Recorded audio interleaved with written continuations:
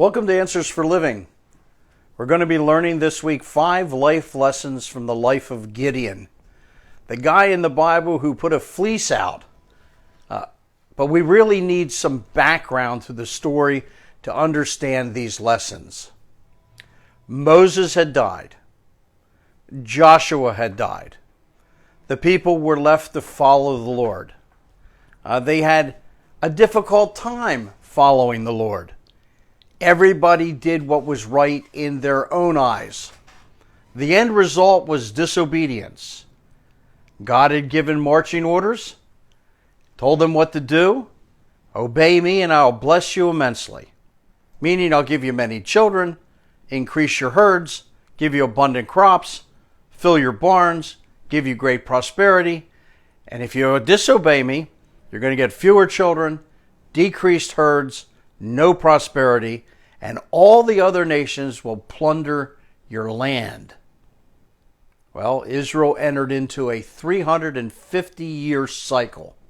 Disobedience, punishment, deliverance.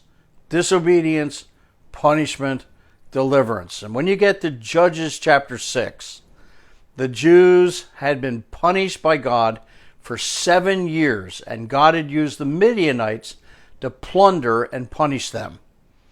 And the people were begging God for a deliverer.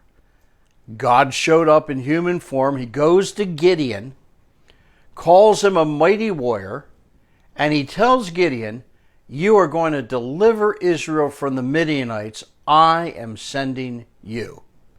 And if I send you, you will win. I will strike down the Midianites and none of them will remain." This is where Gideon needs some persuasion. He asks for a sign. He wants to know that he's actually talking to God. So he prepares a meal without cooking it. And the Lord touches the uncooked meal with the tip of the staff. Fire falls from heaven, consumes the meal, and the Lord disappears. There's your sign. God was here. Then God tells Gideon, "Get rid of the idols and offer sacrifices to the true God." He does as he's told.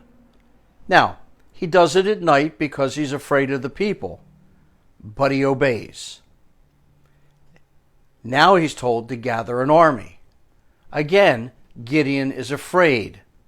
So he asks for another sign. And you know what the sign is. He says to God, "I need you to make the ground wet and the fleece dry." And God does that. And he says, "Well, I need the ground to be dry and the fleece to be wet." And God does that. Now Gideon is convinced. And so he goes out and he gathers his soldiers. He gathers 32,000 men. Not bad.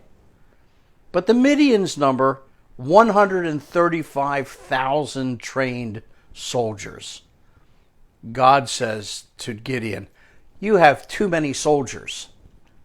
And Gideon whittles it down to 300 soldiers left, and God says, "Good. With these 300 men, I will destroy the Midianites." And then God says, "Let me give you your weapons, like nuclear bombs and everything." No.